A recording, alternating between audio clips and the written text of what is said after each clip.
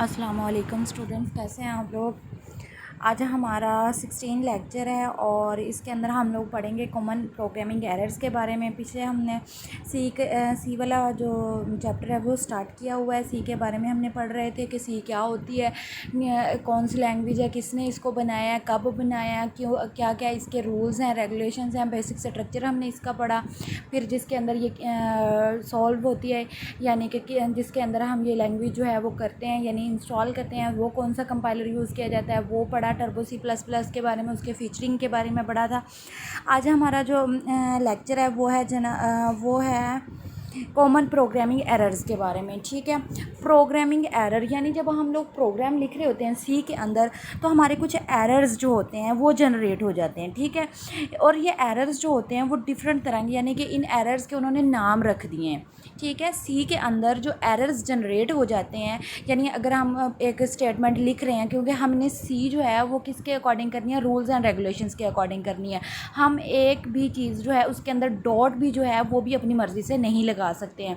अब हमने वही रूल्स और रेगुलेशंस उसके फॉलो करने हैं जो हमें बताए गए। अगर हम ज़रा से भी चेंजिंग करते हैं तो हमारे क्या आते हैं, एरर्स जनरेट हो जाते हैं।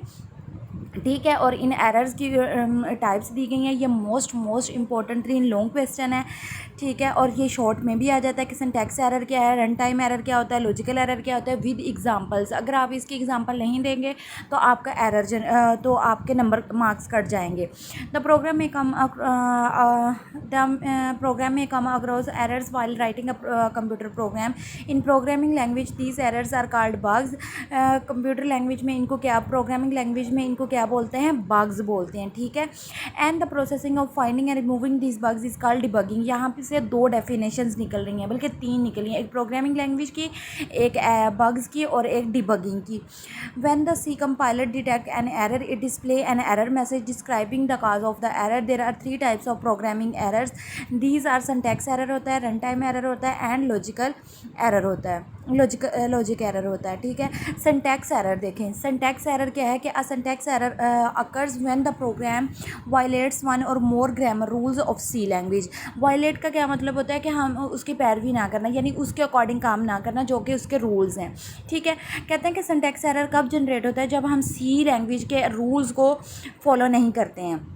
The compiler detect the errors as it attempt to translate the program. जैसे कि हमने कंपाइलर में यानी टर्बो C++ में पढ़ा था, जो पीछे वाला हमारा टॉपिक था 15 लेक्चर में, तो उसमें उन्होंने बताया था कि जो टर्बो C++ होता है वो ऐसा कंपाइलर है कि जब आप उसके अंदर कोई लैंग्वेज लिखते हैं, यानी उसका लैंग्वेज का प्रोग्राम लिखते हैं, तो वो फ़ौरन से एरर भी बताता है। अगर एरर जनरेट होते हैं तो वो बताता है कि आपने कौन सा एरर किया है, कौन सा एरर जो है आपने जनरेट किया, या कौन सा एरर जो है वो आपके प्रोग्राम के अंदर अकर हुआ है, वो बता देता है। इसी तरह वो कह रहा है कि द कंपाइलर डिटेक्ट क्या कर देता है, बता देता है these errors as it attempt to translate the program. If a C constant has a syntax error it can not be translate and the program could not be executed. कहते हैं कि अगर प्रोग्राम के अंदर, आपके सी प्रोग्राम के अंदर थोड़ा सा भी एरर जनरेट है तो वो सक्सेसफुल नहीं होगा, कंपाइल सक्सेसफुल ही नहीं होगा। जब कंपाइल नहीं होगा तो वो रन ही नहीं होगा, यानी आपकी आउटपुट शो नहीं होगी। There can be many causes of syntax error. Syntax error के वो कहते हैं कि काफ़ी सारे काजेज हो सकते हैं। For example missing statement terminator, कि आपका मिसिंग स्टेटमेंट टर्मिनेटर हमने पढ़े थे ना कि करली ब्रेसेस वाले ओपनिंग और क्लोजेज। अगर आपने ओपनिंग ब्रेस लगाई है और क्लोजिंग ब्रेस नहीं लगाई है तो तब भी आपका एरर जनरेट होगा। अगर आपने क्लोजिंग ब्रेस लगाई है, ओपनिंग नहीं लगाई, तो तब भी आपका एरर जनरेट हो जाएगा। इसी तरह अगर आपने सेमी कोलन नहीं लगाया तब भी एरर जनरेट होगा। Using a variable without declaration, अगर आपने डिक्लेयर्ड नहीं किए तो तब भी आपका एरर जनरेट होगा। Missing any of the delimiter, अगर आपने डेलीमीटर्स नहीं लगाए तो तब भी आपका टर्मिनेटर सेमीकोलन को कहते हैं, और फिर डेलीमीटर्स यानी करली ब्रेसेस नहीं लगाए तो तब भी आपका एरर जनरेट होगा। ये सारी इसकी एग्जांपल्स दी गई हैं और सिंटैक्स एरर की हैं, यानी कि आप उसके रूल्स फॉलो नहीं करेंगे तो आपका सिंटैक्स एरर जनरेट होगा। इसी तरह रन टाइम एरर है। रन टाइम एरर कैसे जनरेट होता है। रन टाइम एरर जो है occurs when the program directs the program to perform an illegal operation. Run time error तब जनरेट होता है जब आप एक इलीगल ऑपरेशन उसको करने के लिए दे देते हैं, सच एज कैसे dividing a number by zero. अब एक उसको ऑपरेशन दे दिया, यानी आपने डिवाइडेड बाय 2 करना था, ठीक है, आपने 10/2 करना था, यानी 10 को डिवाइड करना था 2 पे, तो आपने क्या कर दिया 10/0 कर दिया। अब 0 तो डिवाइड होता ही नहीं, ये मैथमेटिक्स के रूल के अकॉर्डिंग नहीं है, तो ये क्या हो जाएगा, एरर जनरेट होगा जो कि इलीगल ऑपरेशन है। Run time errors are detected and displayed by the computer during the execution of a program. When a run time error occur the computer stops executing the program and display a diagnostic message. और क्या कर देता है कि execution रोक देता है और बता देता है कि एरर जनरेट हो गया, रन टाइम एरर अकर है, आप इसको सॉल्व करें, और देन फिर इसको मैसेज जनरेट कर देता है कि आप इसको सॉल्व करें और फिर इसको कंपाइल करें and then run it.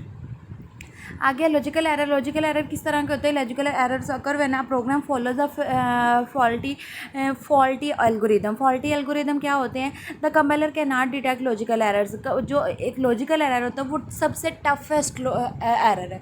Toughest error ऐसे है कि आपने क्या करना था, 5+2 करना था, ठीक है, अब आपने क्या कर दिया 5-2 कर दिया है, हालांकि आपकी गलती है, आपने क्या करना था 5+2 करना था, आपने प्लस की जगह पे आपने माइनस लगा दिया है या आपने डिवीजन का साइन लगा दिया है, तो इसमें किसकी गलती है? आपकी। और अगर आपको नहीं पता चलेगा कि मैंने क्या गलती की है, आउटपुट तो वो कंप्यूटर को तो नहीं पता ना कि आपने प्लस की जगह पे माइनस साइन यूज़ करना था, आपने प्लस यूज़ कर लिया, वो खुद आपका जहन तो रीड नहीं करता है, आपका माइंड रीड तो नहीं करता है। इस वजह से क्या होगा, जो लॉजिकल एरर तो वो मोस्ट टफेस्ट एरर होता है, जो कि जिसका पता नहीं चलता, वो आपके यूज़र की कैपेबिलिटी पे होता है कि वो खुद से ही उसको उसका एरर जो है वो रिमूव करता है, ठीक है। Moreover these error don't cause the program to be crashed, that's why these are very difficult to detect. One can recognise logical error by just looking at the wrong output of the program. Logical error can only be detected by through out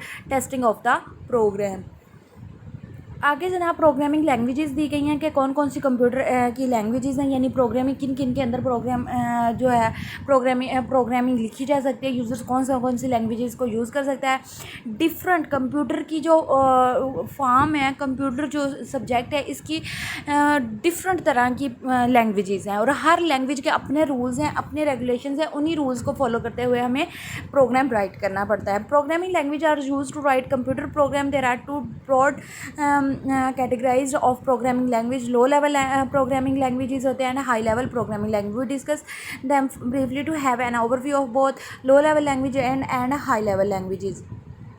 ये जो मेरे पास book है students, इसके अंदर बहुत short दिया गया है, यानी इसके अंदर बहुत शॉर्ट दिया गया है जो कि अच्छा नहीं है, लेकिन जो आपको बुक कॉलेज में हम हार्ड कॉपी में लगाते हैं वो यहाँ से PDF में नहीं मिल रही, मेरे पास वो बुक अवेलेबल नहीं है, इसलिए मैं ये जस्ट मेन टॉपिक्स पढ़ा रही हूँ। जब हम कॉलेज में इसको दोबारा से रीड करेंगे तो हम हार्ड कॉपी वाली बुक से पढ़ेंगे, उसके अंदर ज़्यादा चीज़ें इन डिटेल दी गई हैं, तो हम वहीं से पढ़ेंगे। यहाँ पे बहुत शॉर्ट करके, बहुत लेंथी नहीं दिया गया, बहुत शॉर्ट करके हर चीज़ को बताया गया है, लेकिन हमारा जो पेपर बनता है वो इन डिटेल बनता है, यानी हाई लेवल लैंग्वेज के अंदर कौन कौन सी लैंग्वेजेस आती हैं, लो लेवल लैंग्वेज के अंदर कौन कौन सी लैंग्वेजेस आती हैं, फिर इसके अंदर सोर्स प्रोग्राम क्या होता है, ऑब्जेक्ट प्रोग्राम क्या होता है, सारी चीज़ें बताई गई हैं। लेकिन इस वाली बुक जो मेरे पास PDF में है, ये जो जिससे मैं पढ़ाती हूँ आप लोगों को, इसमें बहुत काम है, यानी शॉर्ट में दिया गया है, लेकिन हम लॉन्ग वाले जो बुक है उससे करेंगे।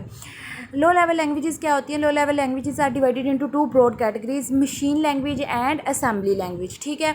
मशीन लैंग्वेज की अलग से डेफिनेशन याद करनी है, असेंबली लैंग्वेज की अलग से करनी है, फिर इन दोनों का डिफरेंस दिया गया होता है, वो हमने करना है। मशीन लैंग्वेज क्या होता है? Is the native language of the computer.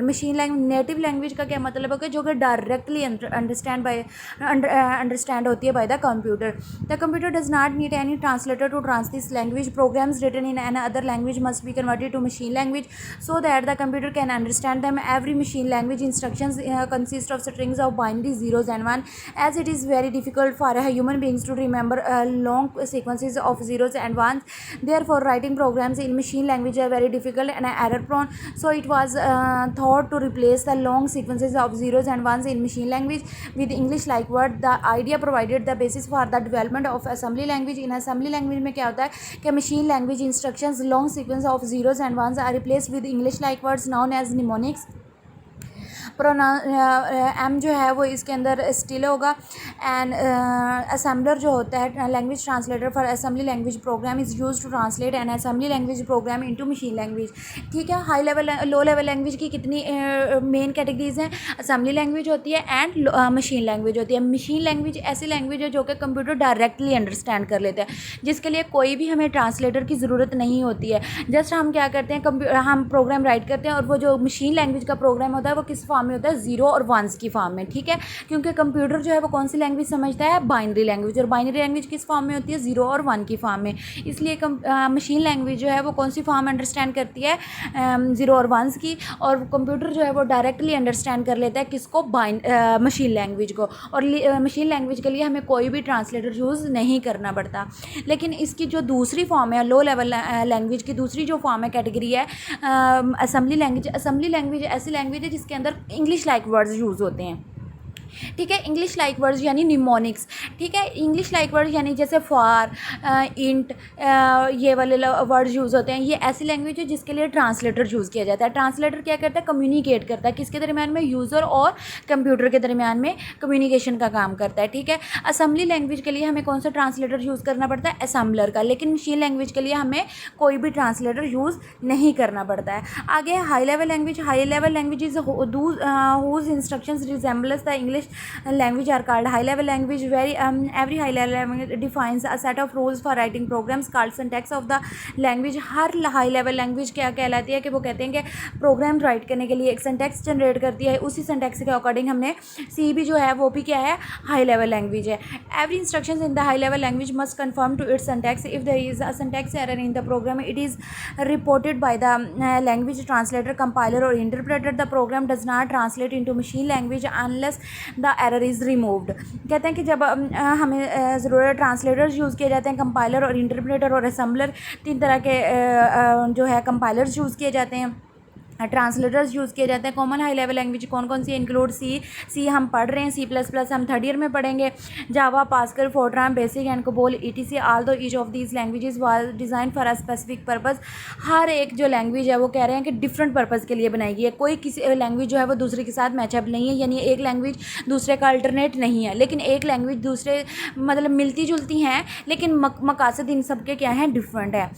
All are used to write a variety of application software. Some of these languages such as C and C++ are used to write system software as well. Each of these languages has some advantages and disadvantages over the other. Fortran has very powerful mathematical capability, while the COBOL is ideal for writing business applications. C and C++ are very handy for writing system software, while Java is equipped with strong network programming features. Besides having different features, all high-level programming languages have some common characteristics. These are English-like languages होते हैं। Programming language की उन characteristics बता रहे हैं कि these are English-like languages hence are close to human language होती हैं, यानी कि ये इंसानों के ज़्यादा करीब होती है, इंसानों को समझ आती है लेकिन कंप्यूटर को समझ नहीं आती है। And far from the machine language and are very easy to learn. Program written in high level language are easy to modify and debug and more readable होते हैं। These languages at the programmers concentrate on problem being solved rather than human machine interaction. These describe a well defined way of writing program. These do not require a deep understanding of the machine architecture. High level languages provide machine independence. It means program written in a high level language can be executed on many different types of computer with a little modification. For example, programs written in C can be executed on Intel processor as well as Motorola processors with a little modification. ठीक है, ये उन्होंने high level language और लो level language का ज़रा सा difference बताया गया है, इनकी करैक्टरिस्टिक्स बताई गई हैं कि कौन सी सबसे अच्छी है कौन सी नहीं है। वो कह रहे हैं कि जो हाई लेवल लैंग्वेज होती है वो इंसानों को समझ आती है लेकिन कंप्यूटर को समझ नहीं आती, लेकिन जो लो लेवल लैंग्वेज होती है वो कंप्यूटर को समझ आती है, इंसानों को समझ नहीं आती है। फिर जो हाई लेवल लैंग्वेज होती है वो ईजी टू लर्न होती है और ईजी टू मॉडिफाई होती है। लो लेवल लैंग्वेज होती है वो डिफ़िकल्ट टू मॉडिफाई होती है और डिफ़िकल्ट टू लर्न होती है। इसी तरह और क्या कह रहे हैं कि जो और जो मशीन लैंग्वेज होती है इसको समझने के लिए हमें डीप नॉलेज की ज़रूरत पड़ती है, लेकिन हाई लेवल लैंग्वेज को समझने के लिए हमें इतना नॉलेज की ज़रूरत नहीं होती, लेकिन हमें इंस्ट्रक्शंस को उसके रूल्स को फॉलो करना पड़ता है। हमारा जनाब 8 चैप्टर जो है वो कंप्लीट हो चुका है। आपने इसका अच्छे से सारे लेक्चर्स देख लेने हैं। ओके जी, अल्लाह हाफिज़।